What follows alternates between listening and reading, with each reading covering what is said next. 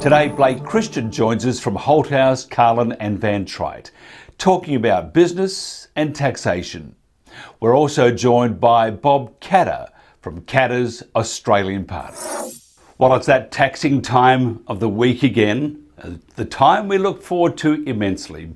Blake Christian from Holthouse Carlin Van Trigt, talking about tax. What are the tax issues small business owners should be aware of to ensure the optimal tax structure?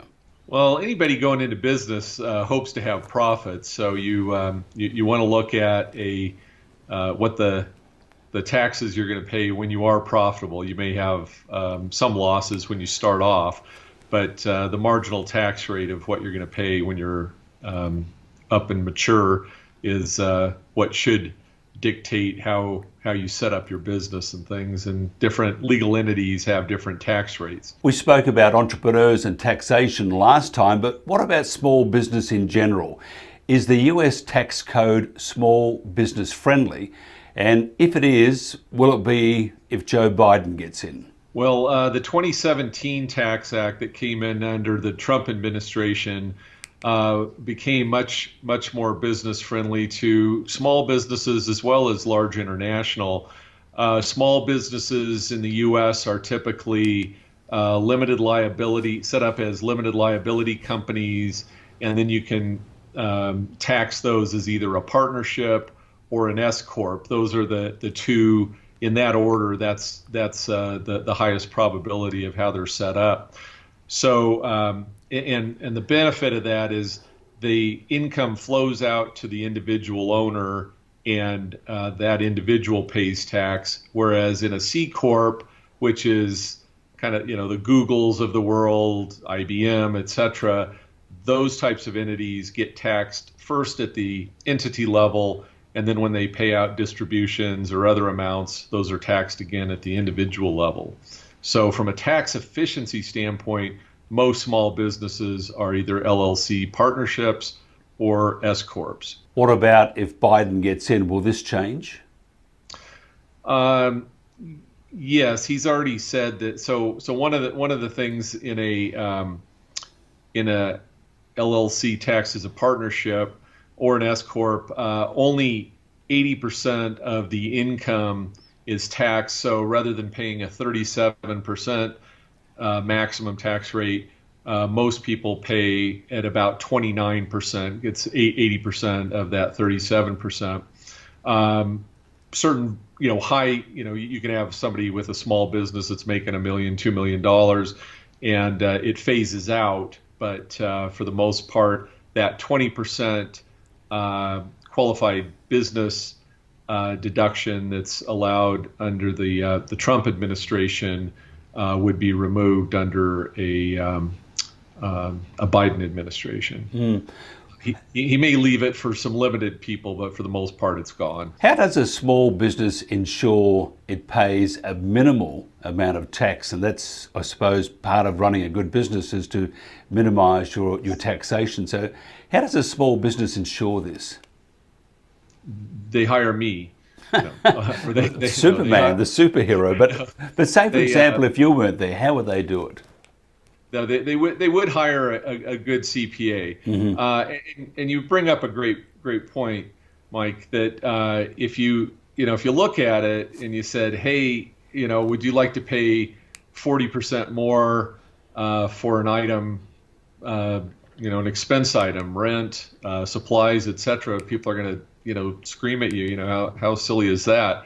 But if, without proper planning, a combined federal and state rate, you're easily paying 40% more than you need to. So you should know all the tax breaks that you can get as a small business. What structures do most small businesses choose? Again, for the most part, about 90% of our clients are either LLC partnerships or S corps. And what's nice about the LLC format is from year to year, with some limitations, you can switch. You can go from being an LLC to an S corp or to a C corp. et cetera, without having to liquidate and reform the business. So it's a very, very flexible structure in the U.S. The LLC, um, um, platform. So and then the rest of them, I mean, you can also have a co-op. You can operate as a trust. You can operate as a C corp. And now we do have some of our clients that have, various operations. Sometimes we'll stick a C corp into the mix because that C corp only gets taxed at a 21% rate rather than and that's a flat rate versus the maximum rate for an individual at 37%. So a C corp does have its place, but as I mentioned earlier, when that income is distributed out, you pay another layer of tax. Usually it's at a 15% capital gain rate, just because of the way the tax law is structured. But still, you do have to factor in that double taxation with the C corp. How does a business determine what type of structure is the right one for them? Well, it does. It actually changes over time, and so that's why the CPA needs to ask a lot of questions. So what's a fairly common fact pattern is you come to me, I start asking you, what is your, what's your startup losses? How long will it take you to become profitable? And so that's where you say, well, I'm going to, for the first year, I'm going to have losses because I just am not going to have enough revenue to cover my rent and my, employee wages and things. But then I'm projecting profits. So that's where we'd normally set you up again as an LLC or a partnership. Those startup losses would flow out to you, be reported on your personal return. You could claim those losses, and then when you become profitable, we might convert you to a C corporation, depending on the type of business that you are. And now, after we've used up those startup losses, we only pay tax at a 21% rate. But the other question I would ask you is, in that situation, if you were going to build up capital in the C corp, that makes a lot of sense. But if you told me, oh no, I'm going to be stripping out all the profits every year, then I would probably tell you to be an S corp, because then you wouldn't have the double taxation. You would have already paid tax on the core business, and you can pull all that income out without a second layer of tax. Are there other considerations than tax? Yeah, there's legal issues, and then there's state issues. For example, in California, most states don't impose a state tax on the S corp earnings. California imposes a tax of 1.5% on the net income, and then they also have a gross receipts tax. And so we try and avoid, actually the gross receipts tax is on the LLC. So sometimes we'll set up a general partnership instead of an LLC, and then you cap out your annual fee at $800 rather than it being up to about $12,000. Do all businesses pay both state and federal tax no matter where they are? That can be a little bit of a tricky question. There's a concept called business nexus, and most states will tax you if you either have employees, sometimes independent contractors that are physically located in that state, even though you may not have a business location there, or if you had, say, a warehouse and had inventory there, that would cause you to have Nexus in most states. Or if you register in that state to access, say, the court system and things. Now, in the last few years, and this is a very complex and contentious area, is because of all of the web-based sales and things, both sales tax and income tax are being much more aggressively pursued by the states. Just by you can have what's called economic nexus.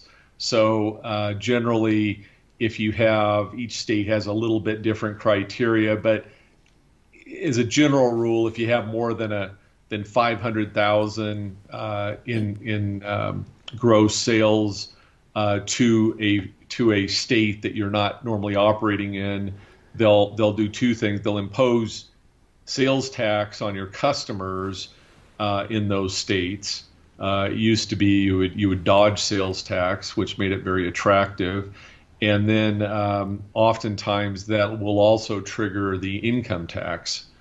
But again, it gets very, very fact specific, and each state's a little bit different. And that's why we have a state and local tax practice with about 25 people in it. That's all they do, because it's a very complex area. What should people do though if they want to know whether they have the right business structure? I would imagine contact a very good CPA or just a CPA. Right, and I would, it's one of those things where clients, business people, it's just like going to the doctor. You can't just go in there and not tell them anything and say, how am I doing?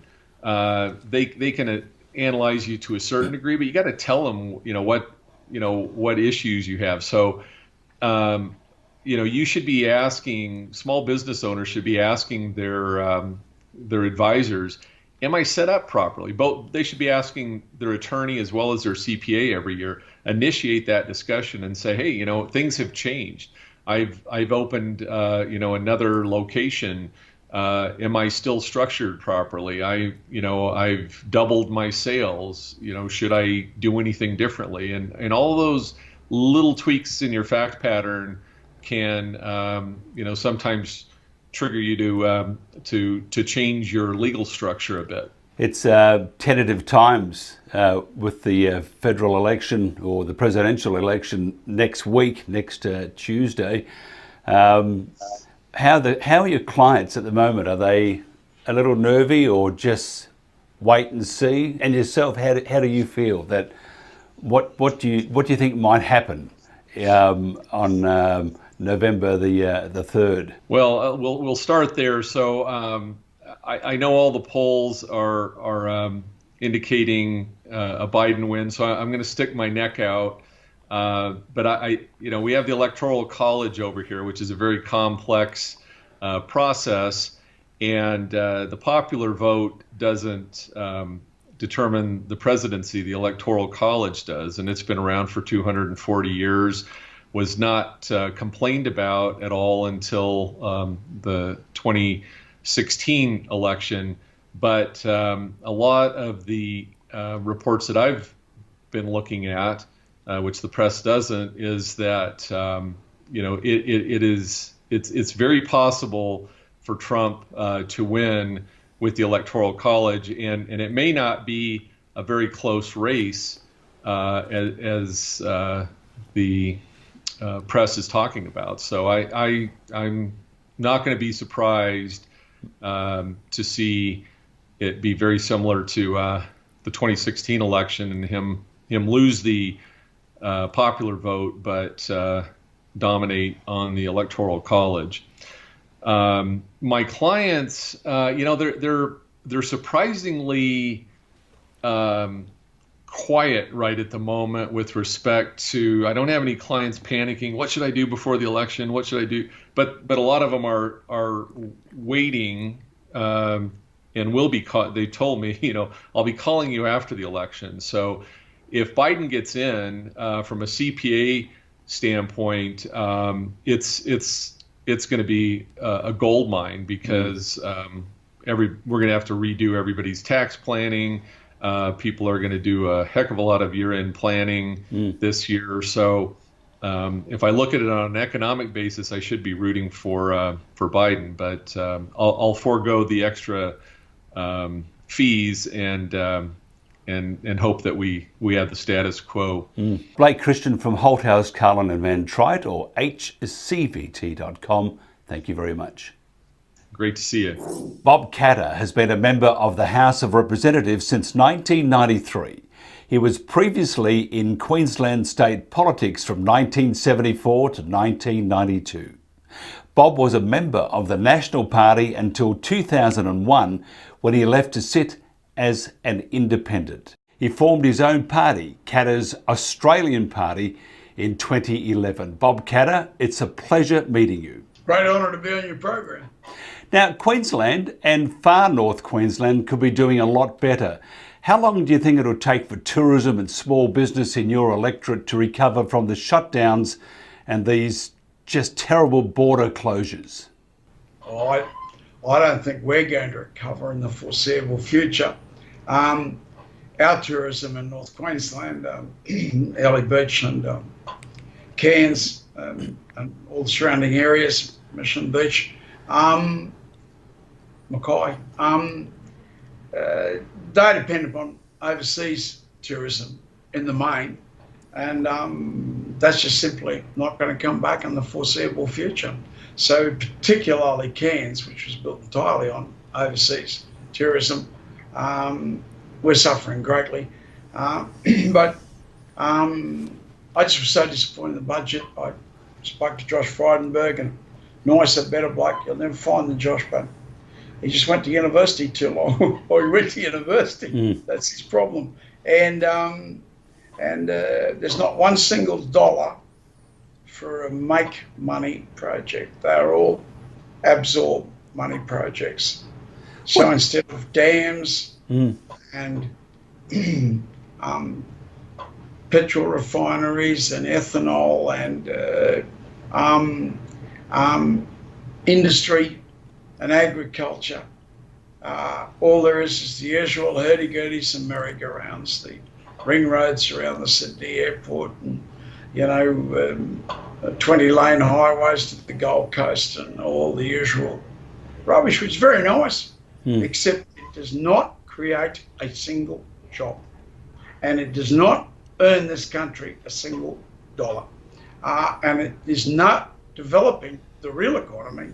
It is actually becoming a burden upon the real economy, because the upkeep on those pleasure domes and hurdy-gurdies and self-gratification items, you've got to keep paying for forever. Those football stadiums will never make money. They just have to public money's pumped in all the time.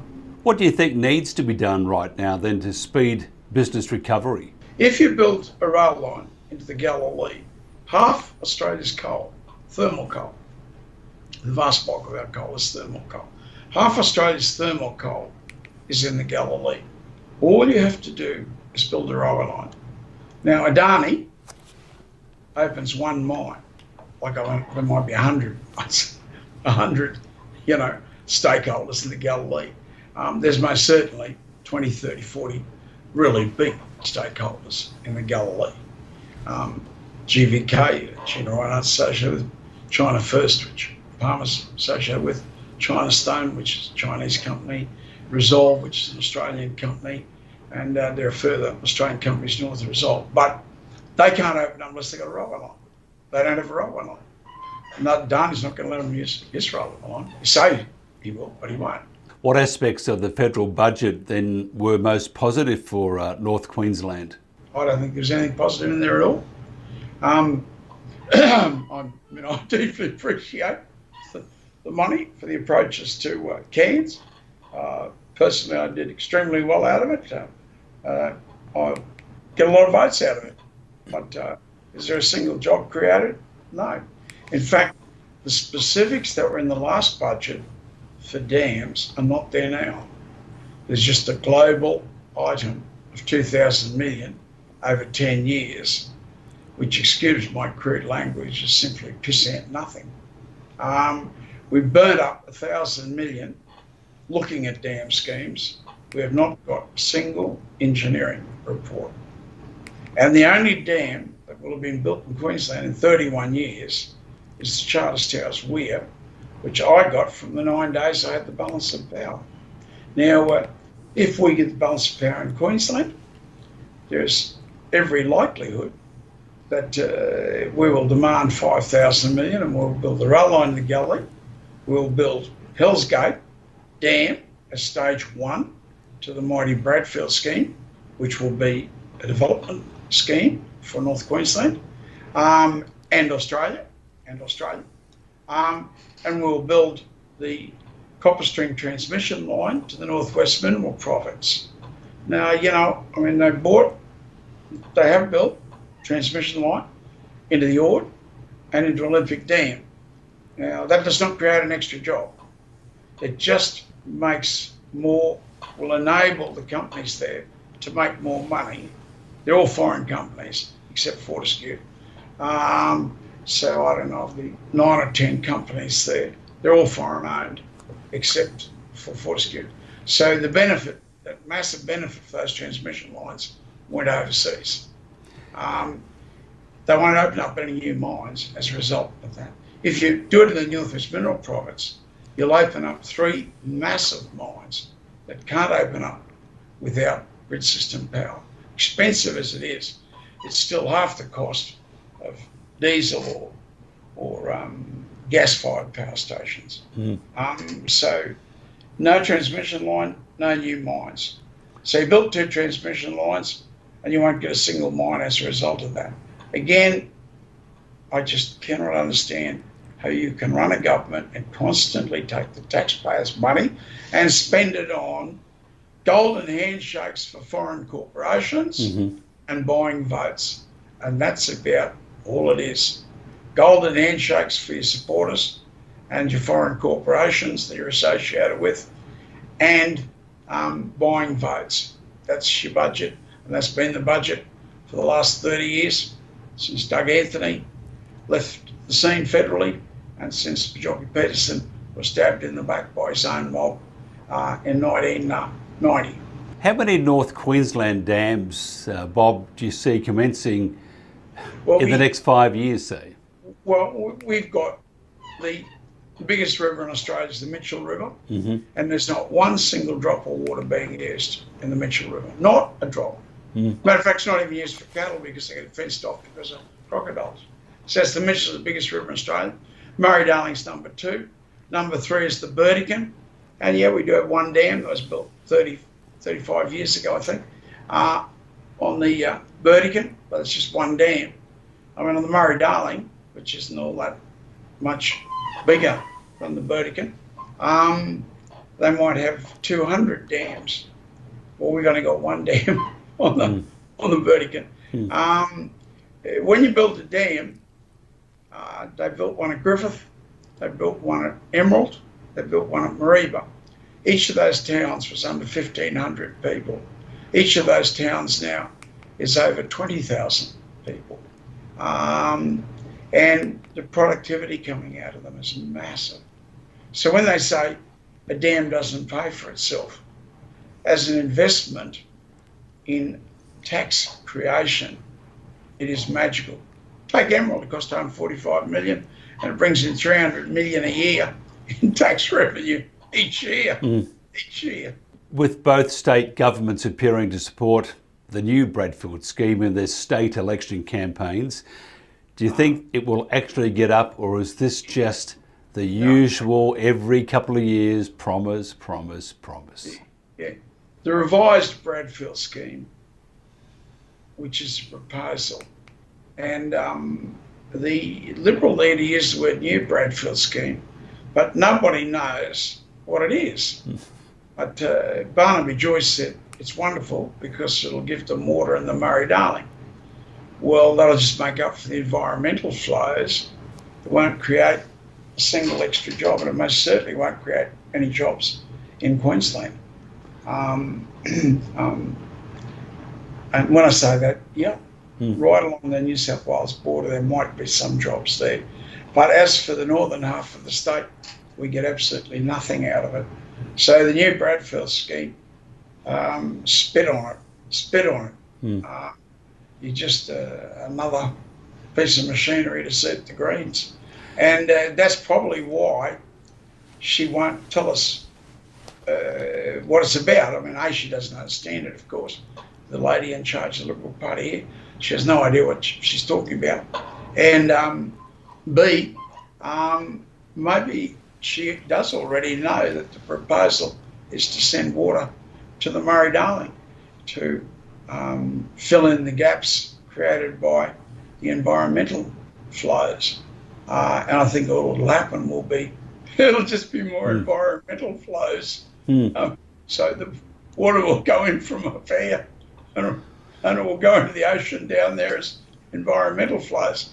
But all I can do is quote the member for New South Wales, and good on him, fighting for his electorate, and he should know, and that's what he said. But as far as no one has any idea what she's talking about, but we just put the diorama before I come on your program, showing exactly what the revised Bradfield scheme, and that was the scheme agreed to by the Bajorka-Peterson government, announced the scheme and did the giant consortium report outlining the engineering plan and proposals to go ahead. And the federal government, Malcolm Fraser, was responsible for that consortium report as well. And everyone knows that's the revised Bradfield scheme, and everyone knows you use that water on the magnificent black soil plain, which covers all of north and central Queensland. And that's where the water's to go. You can farm for 8, 9, 10 years without using fertiliser. It's the richest soils in the world. And that's the revised Bradfield scheme. New Bradfield scheme, well, no one knows what the hell it is. The original Bradfield scheme was to fill Lake Eyre with water and make it rain in Central Australia. But who only knows what the Liberal lady's running around. But yeah, I've got to say, it's very satisfying for me. I was the original, one of the original 3 that dropped the revised Bradfield scheme, and it's very heartening for me that we've got One Nation talking about it. Palmer, well, he's in a little tiny party, but he's talking about it. We've got the Liberal Party and the Labor Party both saying they're in favour of it. But there's no commitment of money except the 48 million I got when I had the balance of power, 48 million that I got. And that's all that's gone there, and they've already made a decision to give it back to SMEC, and their proposal for the dam at Hell's Gate completely destroys Bradfield forever. So you've got the Liberal Party lady running around saying she's going to build it, and you've got the Federal Liberal Party already working on the premise that it will never be built. Their dam is 320 metres at Hell's Gate, needs to be 400 metres to have Bradfield. 320 metres, Townsville gets no water, but infinitely more importantly, Bradfield is destroyed forever. What are the environmental arguments then against the scheme? Well, it's sort of funny, because there's no real environmental arguments. The water goes into what's called the major central irrigation area. It's actually on this side of the Great Dividing Range, on the eastern side of the Great Dividing Range, where I am now. But it's an area there's no runoff. It's called the Uplands Desert. And the reason that it's there is because there's no Great Dividing Range. In fact, there's a lake, but there should be a Great Dividing Range.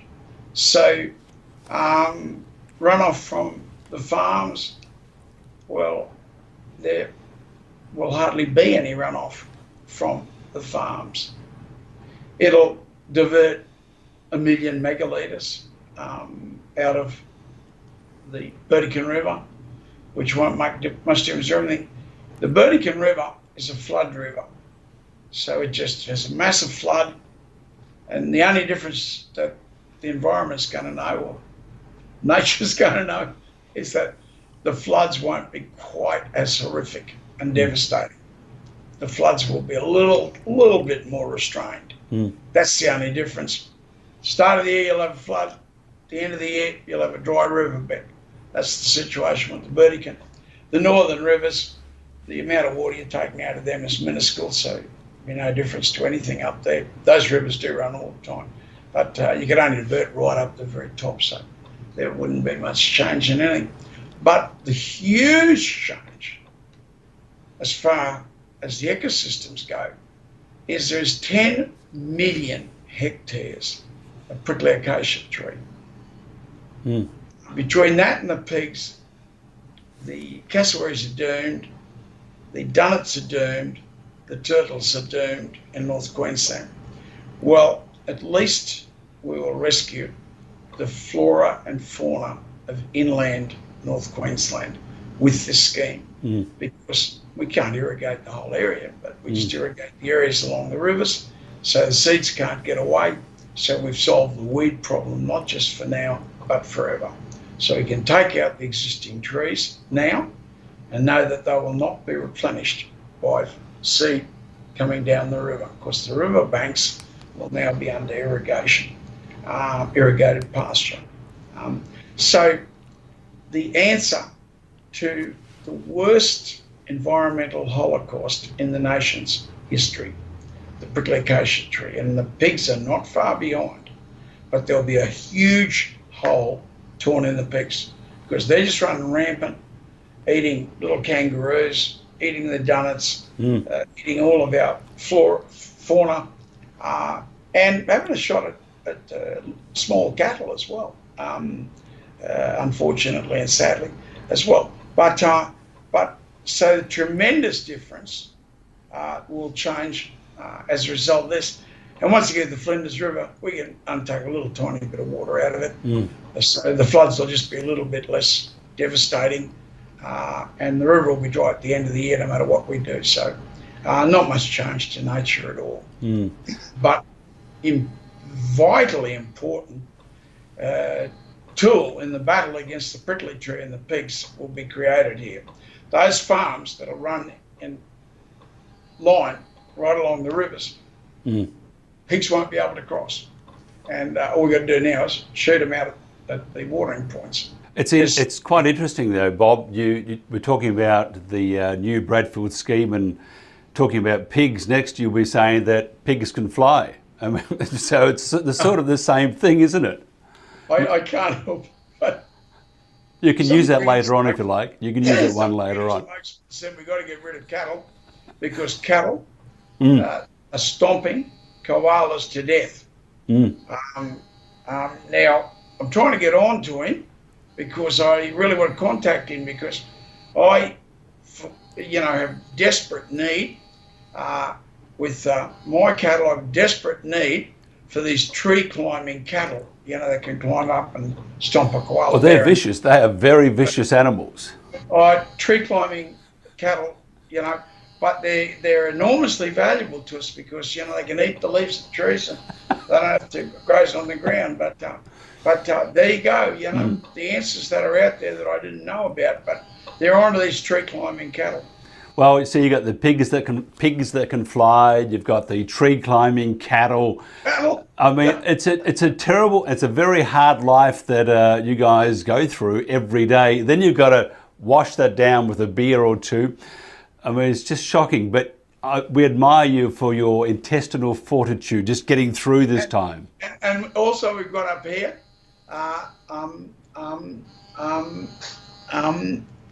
Crocodiles that can read signs. It says crocodiles beware, so the crocodiles know when they see that sign that they don't go there. But there was one 15-footer underneath that sign at I think it was Mission Beach. Yeah. So not all of them can read and write. Not all the crocodiles can read. Very scary part of the world. Now tell us about the food bowl concept. I mean, Tony Abbott was a great supporter of the food bowl, and especially for North Queensland. What do we need to make it happen? Peter Cridlin, I watched her in a rage some months ago because she made the decision to give the National Party people $540 million for water, and they spent the $540 million, and there's no water. There's not a single dam. And I hope Scott Morrison doesn't mind me saying this, but I think he'd probably like it. I said, Scott, where is the $540 million for water? And he was treasurer, so He said, it's gone. I said, where did it go? And he said, I'm not going to tell you. And I said, if I was you, I wouldn't tell me either. It's gone. But there's another 400 million that has been spent on looking at dams. And I mean, the Liberal Party particularly, I mean, it's funny, but it's not funny. Every single election for 31 years, they've told us that they're going to build dams. And we still haven't got a dam. Now, there is a dam starting in March next year at Charlestown's Weir. And I only had the power for 9 days. And I was able to get a dam out of it in 9 days. But we fight on. But 31 years, the Liberals have been there, no dams. The ALP, well, they've been there for 31 years in the state, effectively, and they did build a dam, actually, but then they pulled it down. So, you know. But you say we breed rocket scientists. They're all rocket scientists, aren't they? Well, the record will read that for 31 years in this country, we closed down every single sophisticated industry. We wrecked every single agricultural industry, with the possible exception of cotton. It's not going ahead, but it's not going backwards. All the others are going backwards. Dairy's down, sugarcane's down, cattle's down, wool's almost gone from this country. The one asset that carried this country's economy for 200 years was completely destroyed by Paul Keating. He wrecked it comprehensively. 172 million sheep, now we've got 62 million sheep. That's all that's left. And about half of them are not wool sheep. They're just fat lambs. So a tragedy created by our politicians, and it was never restored by the incoming LNP. We've been there now, as I say, for 31 years. But there's no secondary industry, and of course, primary industry is vanishing. We do have quarrying. We do have quarrying. We're very big in quarrying. That is the lowest common denominator in an economy. It's the simple moron economies. They quarry. No, they let other people come in and quarry. Let me just give you a figure. There's 3 big export items, obviously, are iron ore, coal, and gas. Now, gas brings in 30 billion, is that right? No, this year, sorry, $65 billion this year. It's almost as big as coal. It comes into Australia and it boomerangs back out again. We get nothing out of it because we sold it all. It's not like quarrying where, you've got people working in the quarry, although with automated vehicles, they might get like gas, so we get nothing out of it at all. Transfer pricing means no taxation. And if there are no employees, there's no payroll tax. So all you're down to is mineral royalties. But let me just come back to gas. So here's the big 3, right? 65 billion gas, 70 billion coal, 90 billion iron ore. They're the 3 big ones. Nothing even remotely close to them. Next one's aluminium, which is more or less announced it's closing down. Electricity prices too on Australia. But it's only 10 billion. Let me go back to gas. Out of $65 billion production, we get around $3.5 billion. Qatar, a country in the Middle East, is the other biggest gas exporter on earth. They produce almost identical amount that we produce. They get $29 billion a year out of their gas. We get a bit over $3 billion for our gas. So that's wages, payroll tax, everything, all combined. You end up with $3 billion in Australia. In Qatar, you end up with near enough to $30 billion. And I mean, I deeply regret to say it, but this bloke I've got a lot of time and respect for, and I like personally Barnaby Joyce, and I don't know how he arrived at giving the award stage 2 and stage 3 to China, but it's gone. I don't know how much your water rights has gone overseas, but the gas what a terrible tragedy. You sold it for 6 cents Mm. and you're buying it back for $16.60 and we can't afford to buy it. So the Northwest Mineral Province is collapsing because we can't afford to buy the gas. Bob, how do you think the Queensland election will go, and how do you think the minor parties will fare? You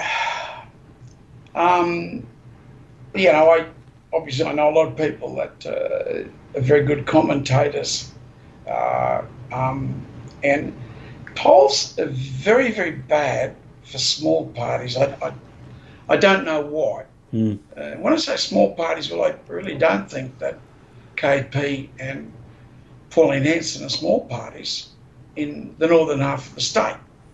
10, 20 seats in the northern half of the state. So even though it's completely dominated Queensland by the southeast corner, the swing seats are in the north. So the election will be decided in the north. In Brisbane, just everyone I speak to says that the Labor Party could win 3 off the Liberals, maybe 4. But then again, 2 of those could go to the Greens. The Greens have already got 1. So if you're looking at a natural coalition of the Greens and Labor, they will come out of that southeast corner with an extra 5 or 6 seats. Since the ALP, and admittedly, CFMEU, my union, taking out trad, it's helped them in the north. But it was too late, too little too late to take trad out to rescue their position in the north. They got 31% in the last election, the ALP in North Queensland, and the 15 seats up here. KP and One Nation, we have a very tight exchange of preferences. We got 30.5%, and the Liberals got 27%. So, the ALP is not going to get 31% this time. No way. So they will drop down. I mean, I would think clearly that ourselves and One Nation up here will go forward somewhat, and the Liberals will go forward somewhat. But as to who wins the seats, we are in a very powerful position because we get One Nation's preferences. And if the Liberals come last, we get their preferences over Labor. And if Labor comes last, we get their preferences over the Liberals. So that makes us looking very, very strong in 4 or 5 seats, on top of what we already hold, which is arguably 4 seats. So in summary, it's going to be very, very interesting because everyone's saying they're going to pick up seats in the southeast corner, that Greens, Labor axis. No one's denying that we move forward to KP very, very strongly, particularly in the greater Townsville area, where 4 of those swing seats are. We already hold 1 of the Townsville seats, but we're going after the other 4. 2 of them are in the coalfields, and we're very, very strong in coalfields. I'm a very proud flag waving member of the CFMEU, which a lot of people don't like, but that's the way it is. I worked as a miner as a young bloke, and I think we, as an aspirational class, miners are not working class, they're aspirational class. We as an aspirational class must have solidarity and a strong bargaining position, and we must have arbitration. And the very sad thing about Australia is the arbitration was taken away from the farmers, and it's been seriously undermined for the aspirational class as well. So while the farmers got no arbitration, no rights to protect themselves, the workers still have rights to protect themselves, but those rights are not very good these days. And remember, people say, our huge wage structure has destroyed the country. We'll never be able to do anything. Wages are a very small component. Everything's mechanised these days. I got lost in a sugar mill. We employed 400-500 people once upon a time. I got lost in a sugar mill. Admittedly, it was at night time, but it's shifted. And I couldn't find anyone. I worked for 2 minutes and I didn't see a single person. I went like, it's all under controls from a control room. There's very little labour, in industry these days. In mining, some will argue it's as high as 22%. I would argue it's around 10% of the cost structure is labour costs. And our greatest boast when we were in government, as country/national party, our greatest boast was the highest wages paid anywhere in the world were paid in Queensland. That was our boast. Now it's defined as the problem. What's your vision for Queensland over the next decade? We will seize control. And North Queensland, like California, there's 100,000 people living in California. And a lot of people said they're too small to form a separate state. I think you'd be aware that California is the biggest agricultural producing state on earth. It has complete control of maybe one of the biggest industries on earth, the entertainment industry. It's totally based on California, almost totally. The Silicon Valley, the communications industry, is almost totally run out of California.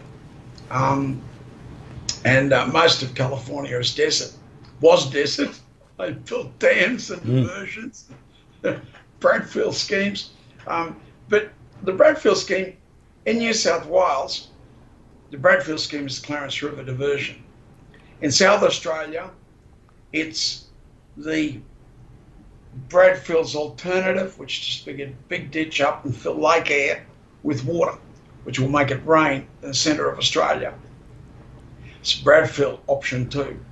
The revised Bradfield scheme, which irrigates all of central and North Queensland. The bridging scheme, which is the Bradfield in Western Australia. The Ord and Fitzroy rivers are diverted, dammed and diverted. And there's huge underground aquifers which can complement that water supply. Ernie Bridge was the architect of that scheme. Interesting character. He's a senior cabinet minister in the West Australian government. He was the first Australian and the only first Australian to be appointed a minister, and a very senior minister at that. But Bridgie, like myself, just reached a point where the party system was looking after Perth. The party system here looks after Brisbane. And eventually you just can't live with it any longer. And you've got to go back to being the country party or the North Queensland party or whatever. We're calling ourselves KP. And all of Western New South Wales now is under the Shooters and Farmers Party, and almost all of North Queensland and the area is under the KP. So we're getting there. We're getting there. And when I look at what the little tiny party that was born up here called the Labor Party did for this state, there are very few governments anywhere in the world did for Queensland what the Labor Party did for Queensland. And they split in two, and we all ended up in the Country Party, Kevin Rudd's family and mine, being two of them, and ended up in the Country Party. And I think there are very few governments in the world that did for Queensland what the Country Party, particularly Bajorki Peterson and Leo Hilcher, as a public servant, did for Queensland. We created the coal industry out of nothing. We're a coal importing country. We created the aluminium industry out of nothing. We created the sugarcane industry out of a wilderness. We did just wonderful, marvellous things. We instituted in North Queensland our party, the prawn and fish farming industry of Australia, was born up here in North Queensland, a modern industry. And funnily enough, we put the first standalone solar system in Australia. I think we could have taken a wrong turn there, but all the same, there's great uses for that in isolated situations. So my dream is that we create a world of wonder, hope, and excitement. That a young bloke didn't have two bob to his name, dropped out of university, and worked as a labourer in the mines at Mount Isa Mines.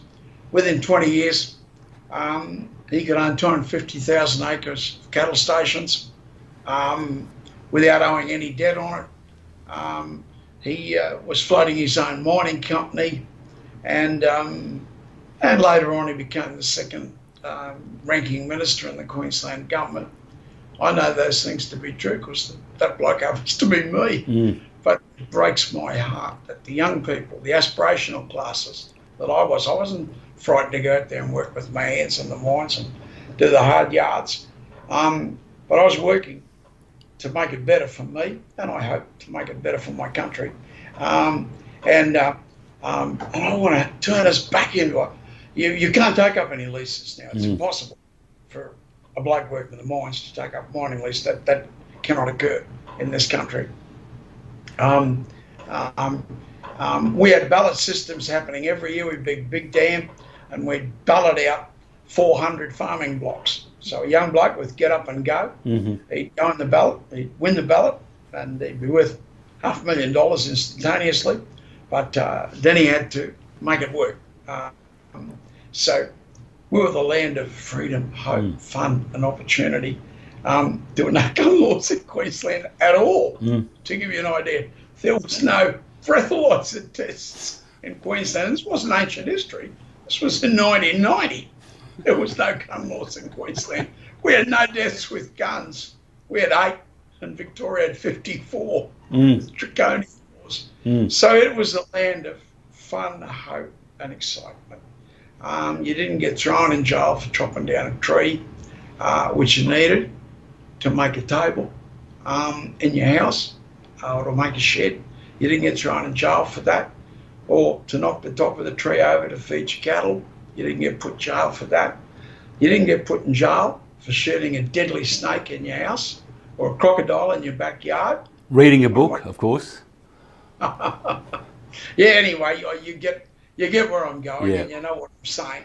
But that place of wonder, hope, and excitement, the sort of people that went up to Kokoda outnumbered 15-1 with one machine gun, and we won. We won at great cost to ourselves.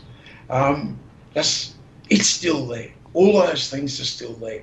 And we just got to sweep away what we got in Canberra and in Brisbane. We just got to sweep it away. Bob Catter, a pleasure talking. We'll do this again and we'll really get into some nitty gritty. Queensland, besides those tree climbing cattle, besides the flying pigs, besides the crocodiles that can read, which makes them even more dangerous, it's a wonderful, wonderful state. You're just doing a fantastic job. Keep up the great work, and thank you very much. God bless all listeners. And that's it for BNAP today, October the 28th, 2020. I'm Mike Ryan.